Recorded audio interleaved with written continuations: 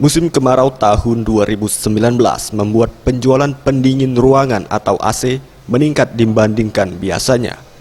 Jumlah peningkatan 20%, hal ini disampaikan staf marketing salah satu toko penjualan produk elektronik di kota Palembang, Ika Mantalia. Biasanya penjualan rata-rata hanya 50 unit, pada Oktober mencapai 60 unit.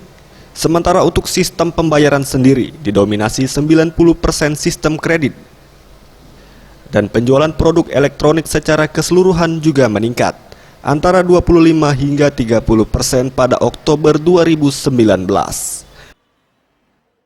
Asli kita booming, berapa bulan ini apalagi waktu kabut asap ya, itu booming. Berapa persen naiknya Mbak penjualan? Tiap bulan biasanya kita naik, ini naik dari bulan kemarin kita jual 50 unit, ini naik ke angka 60 unit. 60 unit per bulan ini. Tim Liputan Sriwijaya TV.